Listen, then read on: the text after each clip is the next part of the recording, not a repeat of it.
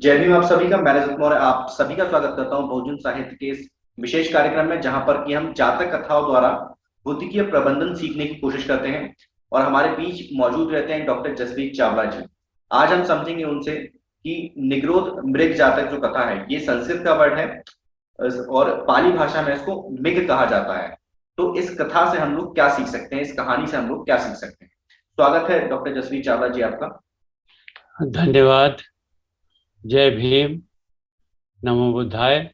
मैं सभी दर्शकों जय को भीम नमो इस बुद्धाय। कहानी इस कहानी के बारे में, ये बहुत ही हम्म। प्रचलित, बहुत जगह इसका इस्तेमाल किया गया है। भित्ति चित्रों में भी मिल जाता है ये। उधर मैंने देखा कि अजंता में भी इसके चित्र बने हुए हैं। तो हम्म। ये बहुत ही मुझे लगता है फेवरेट स्टोरी, लोगों की प्रिय कहानी रही है हम्म। पुराने समय से ही, है ना। हम्म। और इसका नाम जो है वो निग्रोध मृग दिया गया है हिंदी में। हम्म। निग्रोध मृग जाता है। अब हम्म। आप पिछले बार आपने देखा वो लखन मिग था, है ना। हम्म। तो दूसरी कहानी भी मृगों पर ही है। हम्म। लेकिन इसमें मैं देख रहा था कि बुद्ध घोष जो स्टाइल यूज करते हैं ना हम्म। मैनेजमेंट की शिक्षा देने के लिए, हम्म। पिछली कहानी में भी उन्होंने क्या किया कि दो ग्रुप बनाए, दो हाँ। समूह बनाए थे। आपको याद होगा, एक लखन का, एक काल का, है हम्म। ना। दो मृग समूह के वो लोग, दो मुखिया थे। एक हम्म। काल मुखिया था और एक लखन मुखिया था, है हम्म। ना। तो बोधिसत्व लखन था। तो इस तरह से करके उसमें किस तरह उन्होंने अपने टीम बिल्डिंग की, टीम को एक ने बचाया, एक ने नष्ट किया, है ना। हम्म। तो इसमें भी बुद्ध घोष जो है वो इसी तरह के दो समूहों की बात करते हैं। लेकिन हम उस अति जो उदाहरण कथा है, जो मैनेजमेंट वाली केस स्टडी है, उसमें बाद में आते हैं। पहले वर्तमान कथा कहेंगे, क्योंकि वर्तमान कथा में मैंने आपको बताया कि इतिहास छुपा होता है। जातक कथाओं की जो वर्तमान कथा है वो ऐतिहासिक सत्य होता है, उस पर आप पूरी तरह विश्वास कर सकते हैं, है ना। हम्म। तो इसमें और आपको बुद्ध कालीन जो समाज है उसका, उसकी स्थिति, राजनैतिक स्थिति, ये इन सब के बारे में आपको ऑथेंटिक जानकारी इन हम्म। वर्तमान कथा से मिलेगी, है ना। हम्म। लेकिन वर्तमान कथा से पहले एक लाइन आएगी जिसमें हम्म। वो स्थान बताएंगे जहां बुद्ध उस समय विहार कर रहे थे। हम्म। ठीक है। और गाथा जो उन्होंने कही, क्योंकि एक एक गाथा से के पर आधारित ये पूरे 100 कहानियां हैं। तो ये जो है इसमें आती है, कहा मतलब गाथा की पंक्ति है, निग्रोध मेव सेव्याति, सेवे याति, है ना। तो हम्म। ये गाथा की पंक्ति हो गई, ये गाथा आगे आएगी। और इंफॉर्मेशन है कि यह गाथा बुद्ध ने जेतवन में विहार करते समय कुमार काश्यप स्थविर की माता के विषय में कही, है ना। अब ये इस एक लाइन की इंफॉर्मेशन में आपको पता है कि काफी चीजें माने अपरिचित हैं इस आप इससे। स्लाइड को तो दोबारा दोहरा देंगे आप एक बार। ये है, यह गाथा बुद्ध हम्म। ने हम्म। जेतवन विहार, जेतवन विहार में चले गए होंगे उस हम्म। समय ये गाथा कही गई। हम्म। और कही है किसके बारे में? कुमार काश्यप स्थविर की माता के बारे कही। हम्म। ठीक है। तो इसमें आप देखेंगे वर्तमान कथा में उस उनकी माता की जो कथा है, कुमार काश्यप स्थविर हुए जेतवन विहार में। हम्म। उनकी जो माता थी वो किस प्रकार जेतवन विहार में सम्मिलित हुई, भिक्षुणी संघ में किस तरह उसका एडमिशन हुआ, इसकी बड़ी इंटरेस्टिंग कहानी है ना। वो वर्तमान कथा में दी गई है। हम्म। अब देखिए, मैं वर्तमान कथा की जो कथा है उसको मैं शॉर्टकट में बता देता हूँ, है ना, ताकि आपको आज की भाषा में समझ आ जाए। होता क्या है कि राजगृह उस समय की मगध की राजधानी, है ना। तो हम्म। राजगृह में एक परिवार है, हम्म। सेठ परिवार। हाँ। उनकी एक लड़की है। उस हम्म। लड़की में बचपन से ही जो है वैराग्य की भावना अच्छा। है ना। ठीक। उसके बाद में वो बुद्ध के उपदेश उपदेश सुनती है। तो उसमें ये भावना और प्रबल हो जाती है ना, कि संसार नश्वर है वगैरह हाँ। वगैरह। उसमें वैराग्य उपजता है और वो माँ बाप से कहती है कि मुझे भिक्षुणी संघ में, माने भगवान बुद्ध के विहार में आप मुझे स्थान दिलवा दीजिए, यानी हम्म। प्रव्रज्या दे दीजिए। नियम तो यही है एंट्री का, संघ में एंट्री का, प्रव्रज्या दिलवा दीजिए। हम्म। तो उनके माता पिता कहते हैं कि भाई इकलौती तू हमारी लड़की है हम्म। ना, और इतनी हमारी धन संपत्ति है, तो हम्म। हम ये सब नहीं चाहते हैं, ये है ना। तुम कुछ हम्म। जाना, तो तुम्हारी शादी हो जाए, उसके बाद में अपने परिवार में जाकर के जो करना हो करना, हम्म। है ना, अभी हम इसकी आज्ञा नहीं दे सकते, है ना। इससे इससे ये हाँ, आज के दौर में अगर देखा जाए तो मैक्सिमम जो मिडिल क्लास और लोअर मिडिल क्लास की जो फैमिलीज होती है वो लड़कियों को यही कहती है, देखो जो करना है वो अपने घर जाके करना, अपने घर जाकर तो अपने यही ससुराल में जाके इसलिए करना, पढ़ना है ससुराल में जाके करना, नौकरी करना है ससुराल ससुराल में में जाके करना है, घूमना है हाँ, ससुराल में जाके करना है, जो करना है ससुराल ससुराल में जाके, जाके करना। हाँ, अभी हमारी जो जिम्मेवारी है हमको पूरा करके दो। तो हाँ। खैर उसका एक अच्छे, वहीं राजगृह में ही अच्छे सेठ के घर में उसका हो जाता है, हम्म। रिश्ता हो जाता है, शादी हो हम्म। जाती है ना। हम्म। कुशल पूर्वक वो रहने लगती है वहां पर, है ना। लड़की भी कहती है अब क्या करें भाई, है ना, उसी हिसाब से वहां जाती है। तो वहां का राज, जो उस परिवार की, अब ससुराल की उसकी बात है कि हम्म। एक समय क्या हुआ था कि बहुत बड़ा त्योहार वहां राजगृह में हम्म। मना रहे थे, हम्म। बहुत ही धूमधाम से। अब वो कौन सा था त्योहार इसके बारे में नहीं लिखा है ना, कि मैं बताऊं कि रामनवमी है, हनुमान जयंती है, सब पता नहीं, इसमें कुछ नहीं लिखा हुआ है हम्म। ना। उस समय कौन से त्योहार होते थे।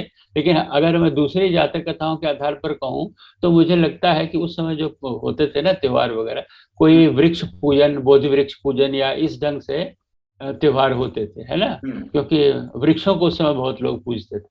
ठीक है, तो कोई ऐसा त्योहार था मानिए कि जिसमें बहुत उत्सव था। सारी युवतियां जो हैं वो स्वर्ण आभूषण से लदी हुई बाहर निकलती हैं, है ना, इस ढंग से। लेकिन ये जो लड़की थी, ये कुछ भी अपना सज संवर नहीं रही है ना।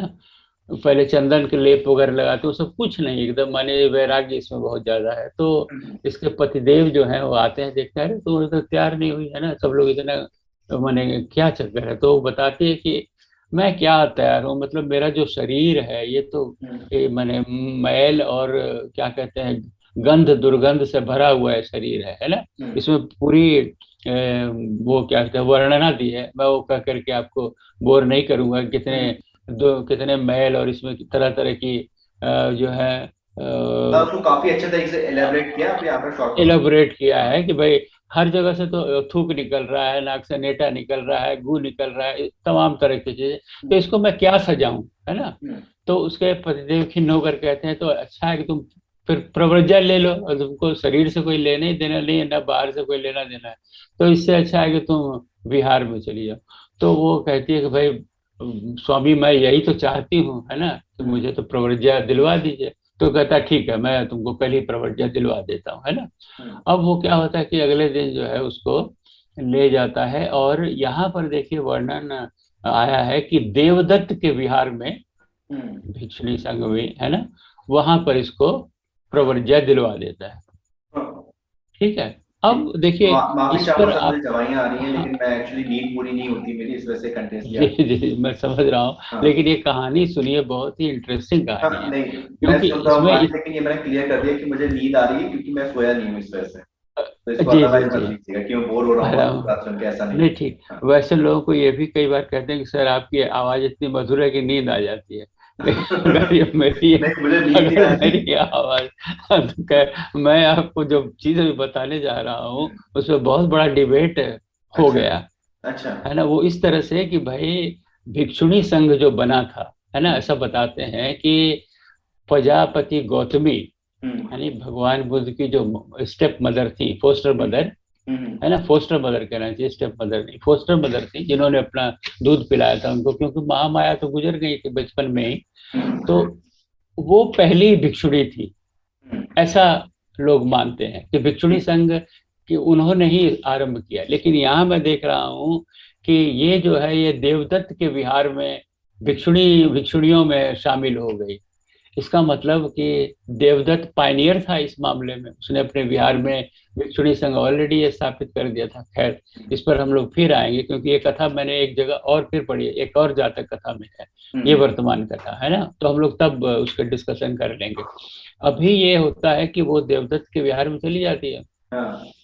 अब कुछ दिनों बाद जो है इसके शरीर में परिवर्तन दिखाई देते हैं, क्योंकि ये गर्भवती थी, हम्म।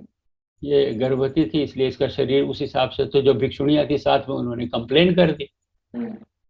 देवदत्त से कि हम्म। ये तो मतलब गर्भिणी है।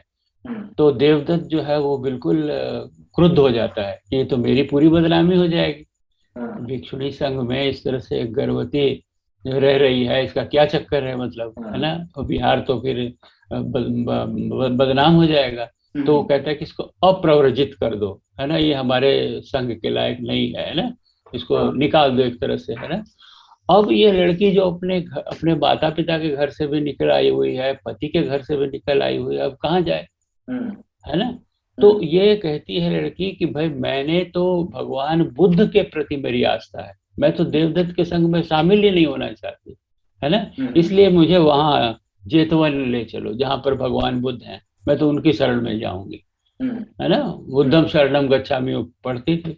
हम्म, तो कहने का अर्थ यह है कि उसके बाद में ये लड़की जो है वो जेतवन जाती है, हम्म, जेतवन विहार में। और वहां जब भगवान बुद्ध को पता लगता है हम्म, तो वो क्या करते हैं कि अनाथ पिंडक को बुलाते हैं, जो राजा प्रसेनजीत को बुलाते हैं, और जो विशाखा है और जो उपासिकाएं हैं उन सबको बुलाते हैं, एक हम्म, धर्म सभा रखते हैं, है ना। हम्म, चारों प्रकार के और इतने लोगों के बीच में कहते हैं भी इसका गर्भ जो है वो चेक की कि ये जब अपने गृहस्थ में जब पति के घर थी, ये माने इसकी उम्र कितनी है फीटस की, है ना, तो पता लग जाएगा कब इसने प्रव्रज्या ली हम्म, और कब इसमें गर्भ स्थान हुआ, है ना। हम्म, तो वो विशाखा इत्यादि वो सब चेक करके, और सारे लोग हैं मौजूद वहां पर, और उसने विशाखा ने चेक करके बताया कि नहीं, जब ये अपने पति के घर में थी तभी इसको ये गर्भ ठहरा था, ठहरा, ठीक, है ना। इसलिए इसमें विहार का कोई माने क्लेश नहीं आता है। तो उन्होंने उसका अलग से व्यवस्था की, और उसको जो पुत्र हुआ हम्म, वो काश्यप था। तो प्रसन्नजीत एक बार गुजर रहे थे तो वहां जो है भिक्षुणियों के बीच में उनको बच्चे की आवाज आई, तो उन्होंने पता करवाया। तो जब उनको पता चला कि इस तरह से एक भिक्षुणी थी, उसको इस तरह से मतलब बालक हुआ है, तो उन्होंने उसका लालन पालन जो है खुद किया, हम्म, कुमार कश्यप को। तो भिक्षुणियों के साथ इसका रहना उचित नहीं है, उसको तो साधना में लगना है ना, तो बच्चे को कैसे पाला जाएगा। तो हम्म, उन्होंने उसको राजकुमार की तरह पाला, अच्छा, कश्यप को। और 7 वर्षों में उसके बाद उस बालक की प्रवृत्तिया हुई, हम्म, बिहार में आ गया। और बिहार में आने के बाद वो इतना मेधावी था, क्योंकि वैराग्यमयी तो माँ थी, है ना। हम्म, इसमें भी इतना वैराग्य था बच्चे को कि इसको 20 साल में ही उपसंपदा मिल गई। लड़का जब बड़ा हुआ, और इतनी बढ़िया ये कथा करता था कि हम्म, भगवान ने इसको सम्मान दिया कि ये मेरा सबसे अच्छा धर्म कथित है, हम्म, कुमार कश्यप मेरा सबसे अच्छा धर्म कथित है ना। उसको ये सम्मान दिया। हम्म, तो कहने का अर्थ ये कि जब ये इस तरह की बात हो रही थी कुमार काश्यप के बारे में, धर्म हम्म, सभा में अब भिक्षु बात करते हैं। हम्म, आपको तो मालूम है कि देखिए कहाँ एक वो देवदत्त बेवकूफ था, है ना, है ना। आपस में चर्चा करते हैं कि उसने हाँ, देखिए कितना बड़ा अन्याय करना था, और इतना होनहार जो बालक था वो भी यानी नष्ट हो जाता हम्म, अगर देवदत्त के यहाँ रहता। और भगवान बुद्ध का प्रताप देखिए कि उन्होंने दोनों की जीवन रक्षा की है हम्म, ना। और एक कितना ही मैंने अस्थवीर, इतना अच्छा अस्थवीर हम लोगों को प्राप्त हुआ है। तो इस तरह के ऊपर से आकर के शास्त्रा पूछ लेते हैं, जैसे वर्तमान कथा की शैली है कि भिक्षुओं क्या बातचीत चल रही है हम्म, ना। तो बताते हैं कि भंते इस तरह से बातचीत चल रही है कि भाई जो ये कुमार काश्यप हैं, है ना, हम्म, हम्म, इतने अच्छे अस्थवीर हैं, और देवदत्त जो है वो किस किस प्रकार बिहेव किया, है ना। हम्म, और आप मतलब आप सहायक हुए, इसलिए ये दोनों जो हैं बच गए, दोनों जीवन बचे। तो इस तरह की चीज में क्या कहते हैं भगवान, आपको तो मालूम है, जब उनकी प्रशंसा होती है, मैं बार बार बात बता चुका हूं, क्यों टाल देंगे, अरे कुछ नहीं पहले भी ऐसा हुआ था, है हम्म, ना। ऐसा कह करके वो उसको कहेंगे, यानी वो फिर वही कि भाई तुम लोग ऐसे टाइम फालतू टाइम गॉसिप में वेस्ट मत लगा करो रहे अपना हो, फालतू की बातों है ना, में। टाइम वेस्ट हाँ, कर हाँ, रहे हो। तुम देवदत्त की निंदा कर रहे हो, मेरे प्रशंसा करे, है ना। अब हम्म, देवदत्त का उस समय तक जाहिर हो गया था कि देवदत्त उस समय काफी चेष्टा कर चुका था भगवान को मारने की, है ना। तो सबको देवदत्त के प्रति बड़ी खिन्नता है। हम्म, लेकिन भिक्षु इस तरह से तो डायरेक्ट तो बोलेंगे नहीं, क्योंकि हम्म, भगवान निंदा करने को मना करते हैं, है ना। हाँ, इसलिए वो घुमा के उस तरह बात करते हैं। लेकिन समस्या यही है कि वो इस तरह निंदा में अपना टाइम वेस्ट कर रहे हैं। हम्म। हाँ, तो उसको वो अतीत कथा बताते हैं कि ऐसा पहले भी हुआ इसको था। आज की डेट में चुगली भी कह सकते हैं हाँ, अपन। चुगली भी, हाँ बिल्कुल बिल्कुल। ठीक, तो इस तरह से हाँ, चुगली के लिए तो एक वर्ड है पाली में पिशुन। तो जिस विशु, समय वो पंचशील की जो लेते हैं ना, तो उसमें मना किया जाता है कि भाई आपको चुगली पिशुन नहीं, जो पिशुन वाक्य हैं वो नहीं करने हैं, झूठ नहीं बोलना, मिर्शावाद नहीं करना है, उसमें पिशुन भी आ जाता है ना। तो खैर, अब इसमें अतीत कथा जो है, केस स्टडी जो दी गई है, उसमें आपको मालूम है कि वाराणसी के ब्रह्मदत्त का नाम होना ही होना है ना। तो वो है ना, क्योंकि वो शैली है। और उसमें जो है दिया है कि वे बोधिसत्व जो है वो मृग योनि में हुए, बोधिसत्व एक मृग हुए, एक हिरण हुआ। और उसी जंगल में वहां पर जो है एक और मृग था जिसका नाम समझिए ना, शाखा मृग दिया हुआ है। शाखा मृग का मतलब होता है बंदर, है ना। लेकिन अब वो बंदर के रूप में कहें या उस ढंग से कहें कि एक और ग्रुप है, मृगों का एक और ग्रुप है ना। तो कहानी में इस तरह से आया है कि जो ब्रह्मदत्त था ना राजा, वो मांस का बड़ा शौकीन था। इस कहानी में ये दिया है कि उसको हिरण का मांस खाना बहुत अच्छा लगता था।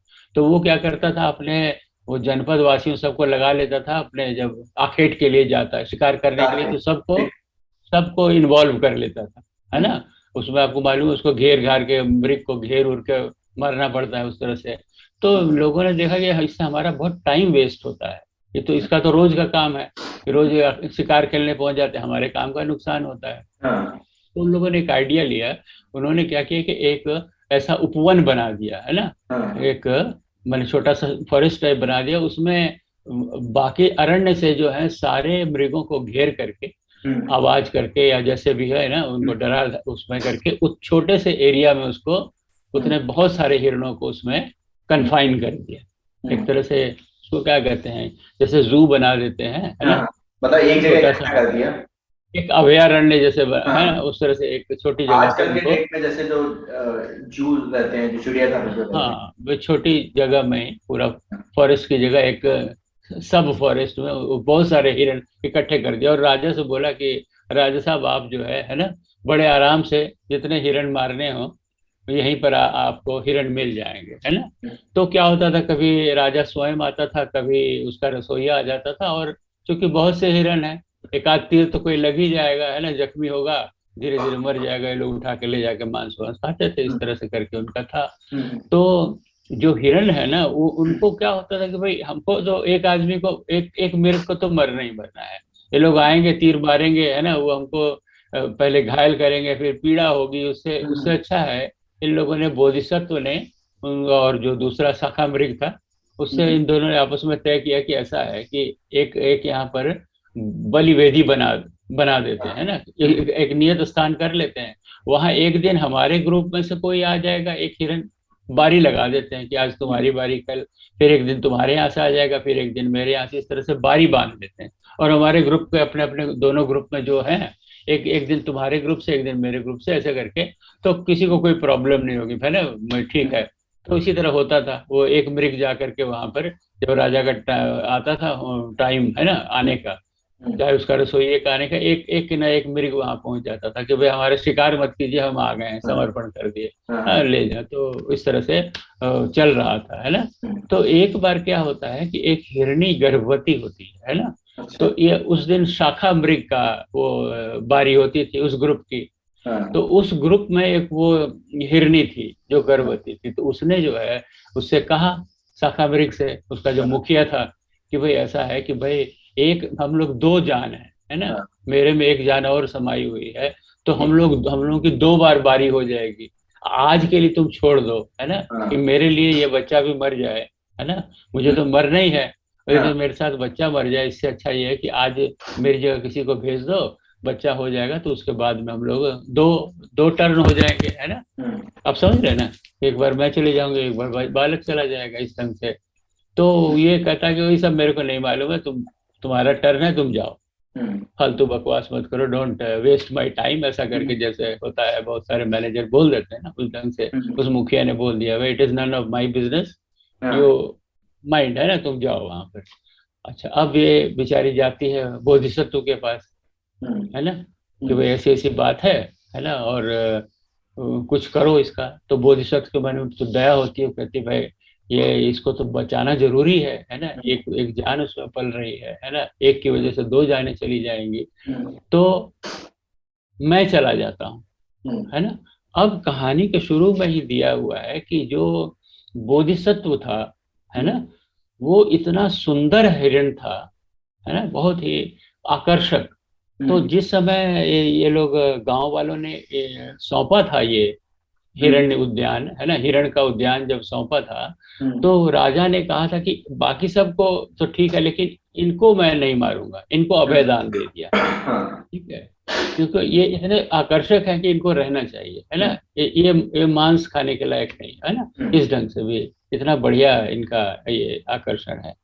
तो इस तरह से क्या हुआ था कि जब वो रसोइया उस दिन आया और देखा कि इसको तो अभयदान मिला हुआ है, तो सोने का हिरण है, इसको तो राजा ने अभयदान दिया, इसको मैं मार ले जाऊंगा तो मेरा तो मतलब हो जाएगी, है ना, जेल हो जाएगी, या राजा नाराज होंगे इस हिसाब से कि भाई इसको इसको तो अभयदान दिया हुआ। तो वो जाता है रसोइया राजा से, कहता है कि देखिए वो तो वहां पर जो मृग है सोने का, है ना, सुनहरा, जो आपका प्रिय हरिण है, वो आके वहां वेदी पर खड़ा हुआ है कटवाने के लिए अपने आप को। हाँ, तो राजा वहां पहुंचता है और उससे कहता है ना, कि आपको तो हमने अभय दान दिया हुआ है, फिर आप यहाँ क्यों क्यों क्यों क्यों रहे हैं, है ना। तो वो कहता है, राजा से कहता है कि जो स्वर्ण वर्ण का जो राजमृग है, समझिए बोधिसत्व है, वो कहता है कि ऐसा है कि मुझसे, मेरे पास वो इस तरह से गर्भवती हिरणी आई थी, है ना, अब वो दो जाने चली जाएं और मैं जो है यहाँ पर अपने आप इंजॉय कर रहा हूँ, मैं अपनी जगह दूसरे किसी को क्यों भेजूं, उसके ऊपर भी कष्ट, तो इससे अच्छा मैंने सोचा कि मैं खुद अपना बलिदान कर देता हूँ, है ना, ये लोग बच जाएं। तो राजा सोचने लग जाता है कि भाई ऐसे तो मनुष्य भी मैंने नहीं देखे जो कि दूसरे परहित के लिए अपनी जान दे दें, अपना बलिदान दे दें, तो इसमें तो बहुत क्वालिटीज हैं इस ढंग की, है ना। तो वो कहता है कि लेकिन मैं उसको भी अभय दान देता हूँ, आप मतलब आज हमको नहीं चाहिए, मैं अभय दान देता हूँ आपको भी, और आज जो आने वाला था उसको भी, हिरनी है उसको, हाँ उसको भी, है ना, अब दोनों को अभय दान देता हूँ। तो फिर वो बोधिसत्व कहता है कि महाराज इस प्रकार कि जो दूसरे उद्यान में जो दूसरे मृग हैं उनका क्या होगा, उनको तो मरना ही पड़ेगा, है ना। तो कहता है, राजा कहता है कि मैं उनको भी अभयदान देता हूँ, है ना। तो बोधिसत्व कहता है कि महाराज लेकिन जो शेष चतुष्पद हैं, जो शेष चौपाए हैं, है ना, जो शेष पशु हैं, तो राजा कहता है कि मैं उनको भी अभयदान देता हूँ, है ना। तो बोधिसत्व कहता है कि जो महाराज पक्षी हैं उनको, क्यों पक्षियों को भी तो खाए जाते हैं, तो मैं उनको भी अभयदान देता हूँ। तो जो जल के जानवर हैं, है ना, जो मच्छ वगैरह हैं पानी में, तो मैं उनको भी अभयदान देता हूँ। इस तरह से करके बोधिसत्व ने अपनी पारमिता से, है ना, अपने गुणों से, अपनी बातचीत से राजा को इतना प्रभावित कर दिया कि राजा ने सभी प्राणियों को अभयदान दे दिया, है ना। तब बोधिसत्व ने उसको उपदेश दिया कि महाराज ऐसा है कि संसार में जो उचित व्यवहार है वही करना चाहिए, सभी प्राणियों को हक है इस पृथ्वी पर जिंदा रहने का, तो उनका मांस क्यों खाया जाए, है ना, इस ढंग से। तो राजा कहता है कि मैं आज के बाद जो है पूरे हमारे राज्य में जो है कोई इस तरह का पशु वध नहीं करेगा, है ना, मैं सबको अभयदान देता हूँ। तो इस तरह से करके कहानी में एक वो भी आती है, गाथा भी है, जो तो आपको मालूम है, गाथा तो आनी ही है। तो गाथा का जो अनुवाद है ना वो पढ़ देता हूँ कि निग्रोध की ही से, बस ये तो दो ही लाइन वाली होती है। अच्छा, दो ही लाइन वाली होती है, अभी दो लाइन वाली चल रही है, ठीक है। हाँ, है ना। तो क्या हो रहा है कि यहाँ पर राजा जो है वो समझिए कि धार्मिक हो गया, बोधिसत्व ने उसको पूरी तरह से धम्म के आचरण में सम्मिलित कर लिया, है ना, और उसके प्रजा में भी उसने इसी तरह की कर दी। अब देखिए एक प्रॉब्लम इसमें ये उठाई गई है, मैं उसको भी पहले बता देता हूँ कि जब प्रजा का जो फसल वसल होती थी वो मृग चर जाते थे, हिरण जाकर के जो लगी हुई धान वान है वो सब खा जाते थे। तो प्रजा हो गई परेशान कि राजा ने तो मना कर दिया कि इनको मारना नहीं है, तो इधर हमारा फसल का नुकसान ये लोग कर जाते हैं, तो ये तो अच्छी बात नहीं है ना। तो वो लोग राजा के पास पहुंचते हैं, राजा के पास कंप्लेन करते हैं कि आपने तो मना कर दिया, है ना, लेकिन यहाँ हम लोग का नुकसान हो ही जा रहा है, तो इसका कोई उपाय कीजिए। तब इसका उपाय जो है बोधिसत्व करता है। अच्छा। बोधिसत्व जो है वो अपने मृगों को कह देता है कि भाई इसमें कहता है कि भाई जो फसल लगाएं, है ना, तो उसका एक बाड़ बना दें, है ना, पत्ते इसमें इसमें नहीं घुसना है। बाहर वाला जो नेचुरल वे में जो उगा हुआ है, आखिर हिरण खाएगा क्या, है ना। तो जो नेचुरल वे में जो घास वास है वो सब वो खाएगा। जो आपका खेत जो आप डिमार्केशन कर देंगे, जो वहाँ निशानी लगा देंगे, उसमें वो हिरण प्रवेश नहीं करेगा। इस तरह की अंडरस्टैंडिंग, इसको कहते हैं पीसफुल को एग्जिस्टेंस, है ना। पीसफुल को भी ठीक है ना, आप हिरण भी जिंदा रहेंगे और इनका फसल का नुकसान भी नहीं होगा। तो इस तरह का बोधिसत्व ने एक रास्ता, सम्यक रास्ता जो है बोधिसत्व ने सुझा दिया कि ठीक है, जो किसान हैं जो फसल लगाए हैं वहां पर एक निशानी लगा देंगे कि भाई इसके बाद नहीं जाना है, इसके बाहर बाहर अपना हिरण चरते रहेंगे, ठीक है। तो इस ढंग का एक दिया, है ना। और उसके बाद जो है वो जो ये आपका जो जो हिरण, गर्भवती जो हिरणी थी, उसने हिरण दिया, हिरण पैदा हुआ। तो जब हिरण थोड़ा उछलने कूदने लगा तो कई बार उधर चला जाता था शाखा मृग के पास, जो दूसरा ग्रुप था, है ना। तो उसकी मदर उसको कहती है, उसकी मदर की ये गाथा है, जो हिरणी थी ना, वो कहती है कि निग्रोध मेव सेवेय न शाखम संवसे, ठीक है, निग्रोधिम अस्मिम मतम सयो यंचे साकस्मिम जीवतंति। इसका मतलब ये दो लाइनों का ये हुआ कि निग्रोध की ही सेवा करणीय है, शाखा मृग के समीप न रहना उचित। शाखा मृग के आश्रम में जीने की अपेक्षा निग्रोध के आश्रम में मरना श्रेयस्कर है। आप समझ रहे हैं कि भाई शाखा मृग जो था उसमें तो दया करुणा कुछ नहीं, है ना। वो तो उससे वो तो उसको मना कर दी, उसके पास मत जाओ। अगर हमको यहीं मरना, अगर अगर मरने की है तो हमको यहाँ मरना कबूल है। निग्रोध के ग्रुप, बोधिसत्व के, है ना, वहां हमको वहां मरना श्रेयस्कर है, वहां जिंदा रहने से भी। समझ रहे। तो उसने ये दो ग्रुप लीडर्स के वो दिखा दी, कंपैरिजन कर दिया, है ना। और बोधिसत्व के माध्यम से ये भी एक तरीका बता दिया कि कैसे, देखिए, पीसफुल को एग्जिस्टेंस कैसे होता है, संभव है। अब इस हाँ, और इसके देखिए एग्जाम्पल्स, लाखों एग्जाम्पल्स आपके हमारे डे टू डे लाइफ में मिल जाएंगे, है ना। आप समझदार हैं, इसके बहुत सारे, क्योंकि ऑपोजिंग फैक्टर्स, है ना। मान लीजिए सरकार कहती है कि भाई आपको धूम्रपान नहीं करना है, एक छोटा सा एग्जाम्पल भी, यहाँ धूम्रपान नहीं करना है, लेकिन धूम्रपान होता है क्योंकि आपने उसका कोई ऑल्टरनेटिव तो उपाय किया नहीं हुआ। कोई घर आपने बनाया हुआ है, कोई स्मोकिंग रूम बनाई हुई है जहां जा करके इंसान कर लेगा स्मोकिंग, है ना। ऐसा तो कहीं नहीं है। उसी तरह से आप देखेंगे कॉन्ट्राडिक्टिंग फैक्टर्स बहुत होते हैं हमारे समाज में। तो एक ऑप्टिमाइजेशन वाली बात जो है वो हमेशा करनी चाहिए, एक रास्ता निकालना चाहिए, है ना। तो दोनों संभव है, दोनों का एग्जिस्टेंस संभव है ना। अगर हम उसमें एक सम्यक का मार्ग अपनाया जाए तो दोनों फैक्टर्स को हम लोग ऑप्टिमाइज कर सकते हैं। इससे जो लास्ट वाली लाइन होती है मिलान वाली, अब मैं उस मिलान पर आ जाता हूँ।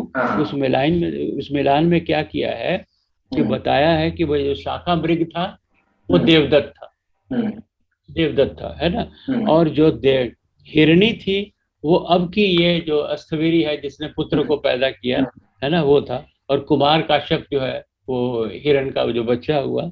और जो राजा था वो आनंद था, है ना। तो यानी राजा ने देखिए उसकी सारी बात मानी।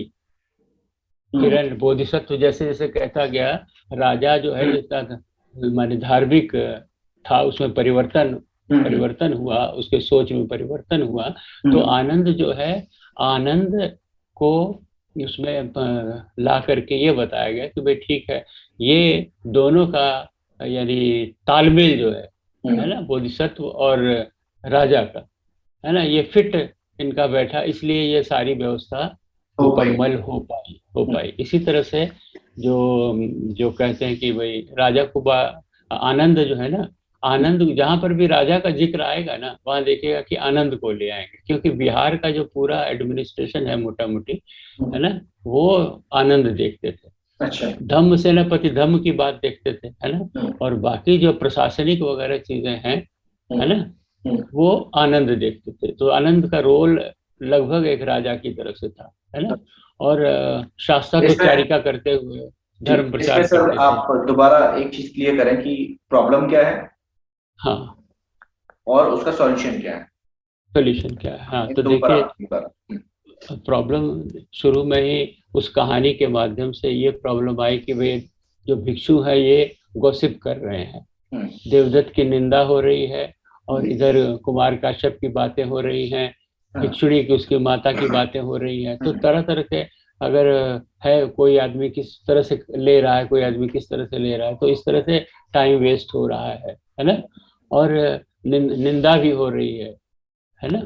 तो भगवान ये चाहते नहीं है ना, हम्म, कि भाई आप इन सब चीजों में अपना टाइम वेस्ट करें। हम्म, ठीक है, इसलिए कहते हैं कि भाई जो समस्या तुम लोगों को नजर आ रही है कि भाई कुमार काश्यप जो हैं वो भिक्षुणी के लड़के हैं, भिक्षुणी इनका यहाँ जन्म हुआ है वगैरह वगैरह, ये सब चीजें जो हैं इनके बारे में न सोच करके भाई जो करणीय है ना। हम्म, अब जैसे बोधिसत्व ने क्या किया था कि भाई अपना परोपकार के लिए अपना देह भी, अपना प्राण भी समर्पण करने को राजी हो गए, है हम्म, ना।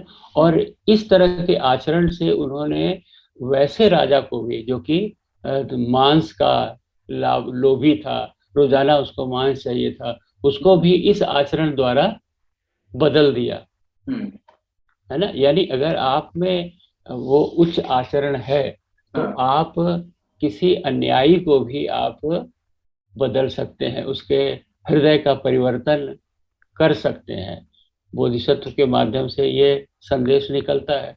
तो हाँ, भिक्षु अगर मान लीजिए देवदत्त ऐसा है भी, है ना, या आपको हम्म, समाज में जहाँ भी इंटरेक्शन करते जाते हैं वहां अगर ऐसा व्यक्ति मिलता भी है, दुष्ट हाँ, व्यक्ति, तो उसका भी आप अपने उच्च आचरण द्वारा हृदय परिवर्तन कर सकते हैं। कर तो सकते भिक्षुओं भिक्षुओं में ये बात डालनी आवश्यक आवश्यक है ना, कि हैं। भाई निंदा करने से अच्छा है कि आप अपना आचरण ऊंचा कीजिए। ठीक है, तो यहाँ पर हम ये कह सकते हैं कि इस कहानी का जो सार और जो हमें समझ में आता है ये कि पहली चीज तो कि हमें चुगलियां नहीं करनी है, जबरदस्ती का टाइम जी वेस्ट नहीं करना है। वैसे भी जी मॉडर्न जमाने में एक कहावत है कि वो तीन तीन चार लाइनों की एक कहावत है कि समझदार व्यक्ति जो होते हैं अ, वो आइडिया शेयर करते हैं और जो बेवकूफ व्यक्ति जो होते हैं वो चुगलियां शेयर करते हैं, चुगली करते हैं। चलिए चलिए। तो इस तरह की वो जी जी। कहावत मुझे अभी याद नहीं आ रही, काफी अच्छी कहावत है, काफी हाँ, लेकिन सालों पहले मैं उसका सुनी अर्थ यही है उसका, है हाँ, ना, भाई कि सारांश में। हाँ चुगली नहीं करना है। दूसरी चीज की हाँ। हमें अपने एक्शंस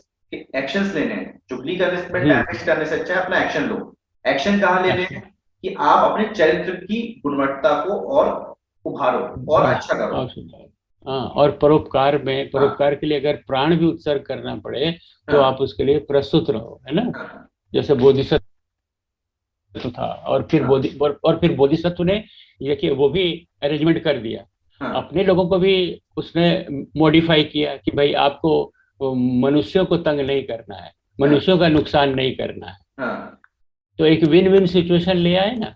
सर ये वाला वीडियो सर योगी जी को भेज दे क्या?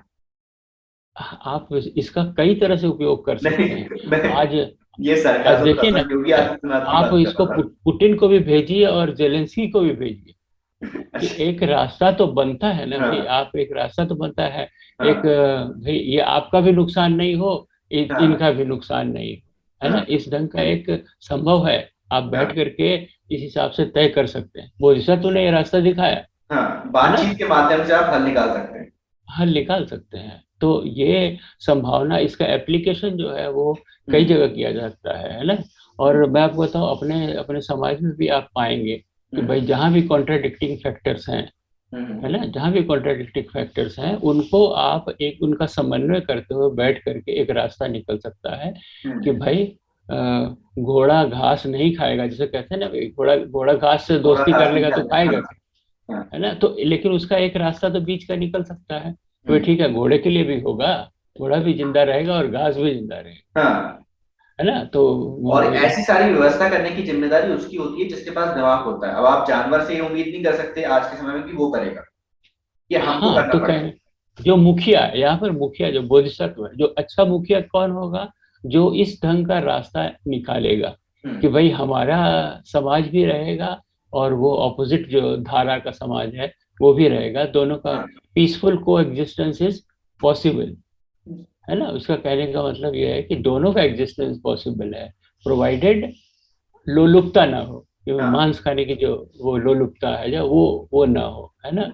अब उसी में से आप कह सकते हैं कि भाई हो सकता है कि कोई ये लोग खा भी नहीं रहे हैं तब भी तीर मार के मार दिए, है ना। मनुष्यों में ऐसे भी मनुष्य आपको मिल सकते हैं, एक शौक के लिए भी एग्जांपल दे शिकार रहा हूँ। करते हैं। हाँ, कि भाई वो शौक के लिए शिकार करें, ये लोग जबकि हिरण खाने के लिए आए भी नहीं उनके खेत में। हाँ। ऐसे केसेस भी होंगे जो हिरण उनके आए हाँ, भी नहीं, सलमान लेकिन उन खान का लोगों ने केस है तो सर मशहूर। हाँ, वही मैं कह रहा हूँ, गाय को नाम गाय को लेना, लेकिन कहने का मतलब डे टू डे लाइफ में ऐसा भी होता है कि भाई वो आपकी हम्म। लोलुपता है, आप उसको मार दिए और कह हाँ। दिए कि नहीं ये तो हमारे खाने में घुस गया था, हमारे खेत हाँ। में घुस गया था इसलिए मार दी। तो हम्म। कहने का वो तो नैतिकता तो आवश्यक है ही है ना। वो नियत तो साफ होनी ही चाहिए ना। अब बिल्कुल। आपको मारने का अब उसमें होता क्या है कि भाई जो शक्तिशाली होता है वो अन्याय करता है। अब जैसे मेमने और उसकी कहानी भी आएगी इसमें हम्म। आगे चलकर, जो बहुत प्रसिद्ध कहानी है ना, सियार हम्म। और मेमने की, है ना। हम्म। सियार कहता है कि तुम मेरा पानी गंदा कर रहे हो, वो हम्म। पानी ऊपर से आ रहा था, तो फिर वो कहता है कि महाराज पानी तो आपके यहाँ से आ रहा है ना। फिर वो कहता है कि तुम्हारे बाप ने मुझे गाली दी थी, इस तरह से करके उसको खा लेता है। हम्म। लास्ट में सियार उसको अपना हम्म। क्योंकि वो कमजोर है, तो हम्म। कमजोर ये कमजोर की तो ये एक नियति है कि भाई जो शक्तिशाली है उसको खा हम्म। लेता है, अन्याय करता है ना। लेकिन जब तक उसको रोका जा सकता है, तो जो बोधिसत्व है, जो अच्छा मुखिया है, वो रोक देता है। हम्म। वो ऐसा विन विन सिचुएशन लाता है कि भाई ये उनका शोषण रुक जाता हम्म। है ना, शोषण रुक जाता है, क्योंकि ये भी इधर से हाई क्वालिटी के हैं, है ना। इस तरह से समर्पण वाले हैं, आपके हृदय परिवर्तन कर देंगे, इस हम्म। ढंग का चरित्र है। ठीक। तो जो हाई हाई चरित्र होता है वो हाँ।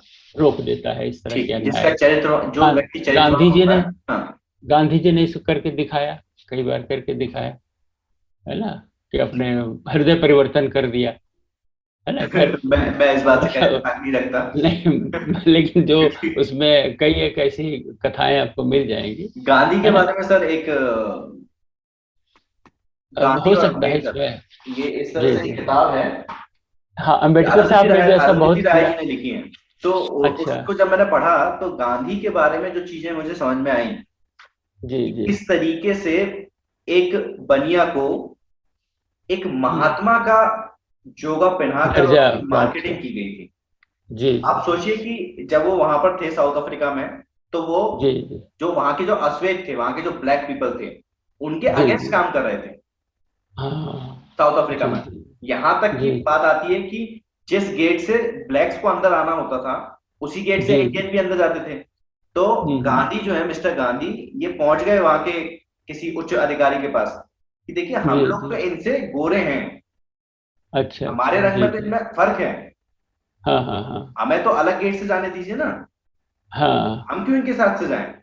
तो जी जी और फिर आप देखिए कि भारत आने से पहले उस व्यक्ति के नाम से एक पूरी उसकी बायोग्राफी लिख दी गई। विदेशी कोई व्यक्ति है, उस व्यक्ति ने जी जी। बायोग्राफी लिख दी महात्मा अच्छा। गांधी, गांधी के नाम से। महात्मा जी का जी। जो पॉइंट किया गया नाम वर्ड, दिया। वो तभी दिया गया। तो बिना कुछ अच्छा। करेगी किस तरीके से धनबल, इन्फ्लुएंस और हाँ इसके हाँ। दम पर एक व्यक्ति को महात्मा बनाया गया। अच्छा, अगर ऐसा न भी मान ले, अगर इसी को सच भी मान ले, तो बाबा साहब के लाइफ में भी ऐसी बहुत सारी हाँ, उदाहरण मैं हैं इस चीज पे एग्री जहां कर। उन्होंने जहां उन्होंने बिल्कुल अपने चरित्र बल से है जो सामने वाले को बिल्कुल विनम्र कर दिया। ये तो मानेंगे आप, है ना। हाँ, उनके अगेंस्ट में, क्योंकि उन्होंने इस ढंग से उसको उस स्थिति को हैंडल किया कि अगला व्यक्ति जो है वो झुक गया। विनम्र कर भी पाए हो नहीं कर पाए हो, लेकिन इससे कोई ज्यादा वो नहीं है। लेकिन वो उनके जो इंटेंशन थे वो प्योर थे और उन्होंने अपने इंटेंशन पूरे किए। हम पूरे देखते किए, हैं हाँ तो। संविधान में भी देखते हैं कि संविधान में उन्होंने किसी के साथ कोई भेदभाव नहीं करा, सबके जी लिए जी। बराबर अधिकार दिए हैं। सेम ऐसे ही आप हाँ। देखेंगे जब 1920 और 1930 के समय में वो जी जब लेबर पार्टी बना रहे हैं और उसमें पे जो लेबरों के लिए काम करने की बात कर रहे हैं, है ना, शेड्यूल कास्ट फेडरेशन के साथ जुड़ के वो काम कर रहे हैं, तो कहीं पर भी जी। उन्होंने किसी के साथ भेदभाव नहीं किया है। किसानों हाँ के तो लिए ये वो बोल बोधी। रहे हैं, किसानों के लिए गाइड कर रहे हैं। हाँ जी जी। तो बोधिसत्व का यही चरित्र है ना, हाँ कि ठीक वो है। दूसरे के हित के लिए अपना हाँ प्राण उत्सर्ग कर सकता है, दूसरे की जान बचाने के लिए, हाँ है ना, इस ढंग का। और उसके आधार पर वो जो है, हाँ दूसरा जो विपक्ष में है, विपक्ष उसका हृदय परिवर्तन कर देता है। हाँ यही यहाँ ठीक पर किया है, उसका ठीक हृदय परिवर्तन, राजा का हृदय परिवर्तन कर दिया। ठीक ठीक तो सर। ये जो है वो सच्चरित्रता में ये बल हम्म। है ना। ये तो आप मानेंगे कि बिल्कुल। सच्चरित्रा को इसका इस ढंग से एप्लीकेशन। तो हाँ मैनेजमेंट में भी यही है कि मैनेज जो कर किया है, वो इस ढंग हाँ से मैनेज किया है कि अगले का हृदय परिवर्तन कर दिया, हाँ। है ना। तो हम लोग आगे भी ऐसी इसको कहानियां और सर आएंगी। यहीं पर वाइंड अप करें इस वीडियो को अपन। हाँ, मेरे ख्याल से वही उचित हाँ, होगा, है ना। ठीक है ठीक, बहुत बहुत तो शुक्रिया सर। बहुत बहुत बहुत बहुत शुक्रिया डॉक्टर जसवीर चावला जी, इतने आसान तरीके से आप हमें इतनी सारी चीजें समझाने की कोशिश करते हैं। बहुत बहुत शुक्रिया बहुजन साहित्य के यूट्यूब चैनल पर आने के नमस्कार। लिए। जी, नमो जय भीम नमो बुद्धाय। बुद्धाय सर। जय भीम, जय जी भीम। शुक्रिया। अभी हमारे बीच मौजूद थे डॉक्टर जसवीर चावला जी, जिनके माध्यम से हमने ये चीज समझने की कोशिश की कि किस तरीके से बुद्ध की जो जातक कथाएं हैं उनमें मैनेजमेंट के गुण हैं और उनको हम किस तरीके से सीख सकते हैं। हर कहानी में कुछ ना कुछ हमारे लिए दिया गया है, हमें बस उस चीज को समझना है और ग्रहण करना है, अपनाना है, अपने जीवन में उतारना है। उम्मीद करता हूँ कि ये सीरीज आप लोगों को पसंद आ रही होगी और आप लोग लगातार इस तरह के वीडियो को शेयर कर रहे होंगे। अगर आप लोग चाहते हैं कि बहुजन साहित्य लगातार इसी तरीके से अपना काम करता रहे, तो बहुजन साहित्य की आर्थिक मदद कीजिए। अगर आप लोग आर्थिक सहयोग करेंगे तो बहुजन साहित्य लगातार और लंबे समय तक टिका रहेगा, अपना काम करता रहेगा, क्योंकि बिना पैसे के कुछ भी नहीं होता। लिंक आपको नीचे डिस्क्रिप्शन बॉक्स में मिल जाएगी, मेरे अकाउंट डिटेल भी आपको लिंक पर क्लिक करेंगे तो वहां पर जाके आपको अकाउंट डिटेल मिल जाएंगे। मैं रजत कुमार मिलता हूँ आपसे अगले वीडियो में फिर किसी किताब के साथ। तब तक अपना और अपनों का ध्यान रखें, पढ़ने की आदत को विकसित करें, क्योंकि पढ़ेगा इंडिया तभी तो पढ़ेगा इंडिया। जय भीम, जय भारत, जय संविधान, जय जोहार।